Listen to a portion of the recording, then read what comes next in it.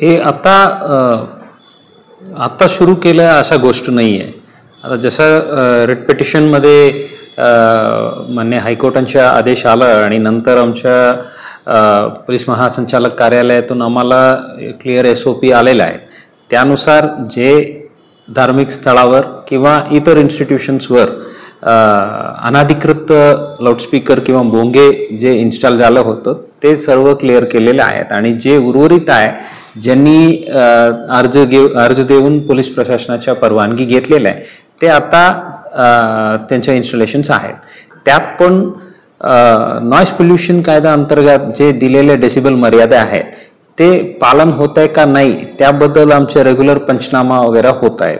त्यात जे इन्स्टिट्यूशन्सचे जे भोंगे किंवा लाऊडस्पीकरचे आवाज जास्ती आहे मर्यादित डेसिबलपेक्षा त्यांच्यावर पहिल्या टप्प्यात आम्ही वॉर्निंग दिलेलं आहे, नंतर आम्ही खटला पाठवलेला आहे आणि गुन्हे दाखल केलेले आहे. अशा अनेक उदाहरणं आहे. ज्या ठिकाणी गुन्हे दाखल होत आहेत त्या ठिकाणीचे आम्ही ते मुद्देमाल आम्ही जप्त करून घेण्यात अपेक्षा आहे. त्यानुसार आमची कारवाई चालू आहे.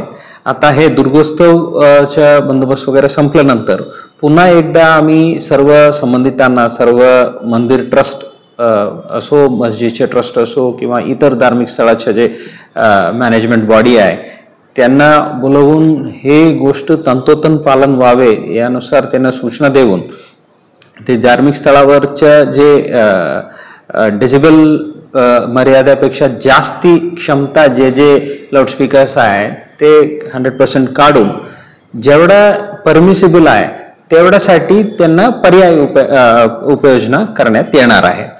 ते आता मुंबईसारख्या मोठ्या मोठ्या शहरामध्ये केलेले आहेत आणि ते तिथे यशस्वी रीतीने इम्प्लिमेंटेशन झालेलं आहे.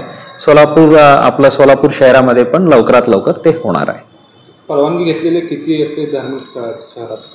हे डेटा आमच्याकडे आहेत. ते जवळपास 220 धार्मिक स्थळामध्ये परवानगी घेतलेले लाऊडस्पीकरसाठी त्यांचे जे इक्विपमेंट्स जे आहेत ते डेसिबल किंवा जे वाटेज म्हणतात ते जास्ती असल्यामुळे त्यांना ते डेसिबल मर्यादा जास्ती होत आहेत आणि गुन्हे दाखल होऊन त्यांच्या विरुद्ध कायदेशीर कारवाई होण्याची शक्यता आहे. त्यामुळे ते डेसिबल मर्यादेच्या आत क्षमतेच्या इक्विपमेंट्स इथं वापरण्याबद्दल अल्टरनेट अरेंजमेंट्स करण्यात येणार आहेत.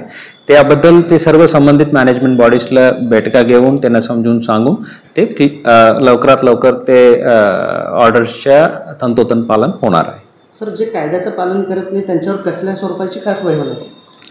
ते आता जसं मी सांगितलं SOP मध्ये 3 स्टेजेस आहे.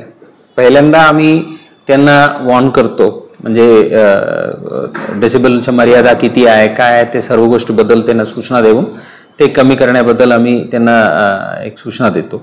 दुसऱ्या टप्प्यामध्ये आम्ही खटला पाठवून त्यांच्या विरुद्ध ते फाईन लावण्याच्या कारवाई आहे आणि त्यात पण ते क्लिअर नाही झालं तर आम्ही गुन्हे दाखल करून जे संबंधित मालमत्ता वगैरे आम्हाला जप्त करण्याच्या वेळ आहे. आता ते काही धार्मिक स्थळावर आम्ही ऑलरेडी गुन्हेही दाखल केलेले आहेत. तिथून जे होतं ते काढून घेतलेले आहे.